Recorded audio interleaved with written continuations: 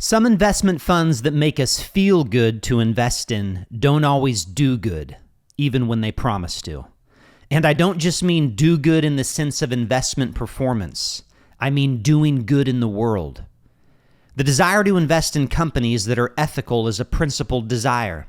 We may genuinely want our portfolio to line up with our beliefs and values. ESG funds were created for just this kind of thing. They were considered a way in which investors might do that. So these kinds of funds filter for companies that line up with anything from green values to biblical values. They serve as a way to invest in companies that correlate with one's conscience. Not a bad idea. Here's the problem, though. Marketers know the human heart well. Like it or not, capitalism's happy to prey on these kinds of desires. Come to find out, green investing attracts a lot of green dollars. One Bloomberg article from a year ago noted ESG assets are set to balloon to $50 trillion by 2025 from about $35 trillion. According to estimates from Bloomberg Intelligence, the growth has been spurred by record-breaking fund inflows amid concerns about climate change and other societal issues.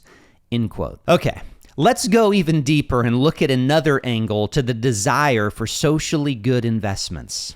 Sometimes we want to invest in these kinds of companies to appear good to those around us. I know, you wouldn't do that. Come on, though. Probably just a little bit. The motivation isn't just an intrinsic one to do the right thing, but an extrinsic one, to be seen as doing the right thing.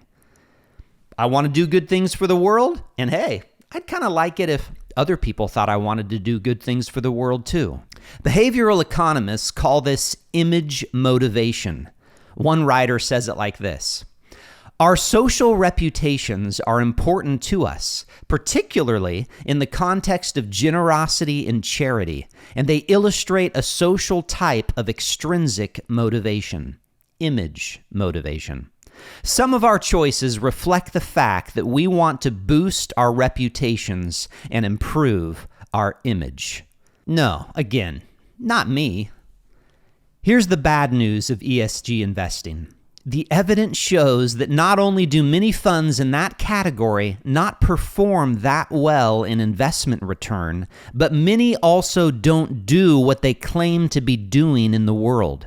Sanjay Bhagat, a provost professor of finance at the University of Colorado, in an article for Harvard Business Review, unpacks this very thing. Here's what he says. To begin with, ESG funds certainly perform poorly in financial terms.